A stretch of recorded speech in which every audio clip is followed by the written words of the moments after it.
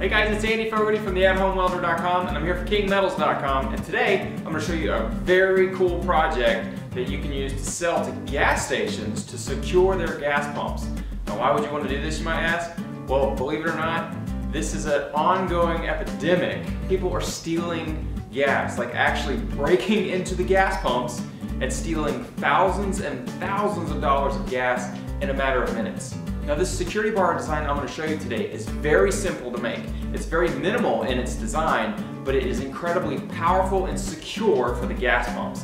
Now, this is very important for gas station owners because they don't want their gas pumps to look like you're putting them in a jail cell, you know, like a big security bar system, because no one's going to want to go to that gas station and spend money to buy gas there. So these are very secure, but very minimalistic in design, and they look great on the pumps.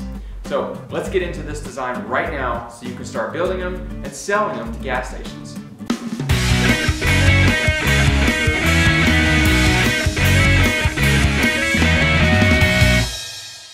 Alright, so let's go into our material list before we get into this. Now, for our steel, we're only using two different types of steel. We're going to be using a flat bar, and for my case, I'm using a 2" by 1/4" piece of flat bar.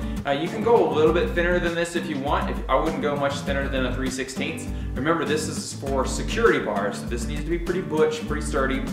So I kind of like to keep around a 1/4". Now, if the gas station needs to save a little bit of money and they're kind of bargaining on price and you want to cut them a really good deal, again, you can change the thickness of this. That'll save you a little bit of money on your materials, but again, don't go any thinner than that. The next material we're going to be using is our bar here, our round bar. Now, I'm using a piece of 3/4" tubing. Actually, this is gas pipe. I happen to have a large surplus of gas pipe laying around, so this is perfect for this project, but it's a 3/4" OD, outside diameter. Now, you can go a little bit thicker or wider than that if you want to. Just remember that you're going to be drilling a hole the size of this pipe in that flat bar. You can also make this a solid piece of 3/4" or whatever size material you're going to use. Now, for our hardware that we're going to be using, I'm using just standard 1/4" bolts with a fender washer and nut to fit that bolt, and then we're using a large fender washer. Now, it doesn't really matter how large.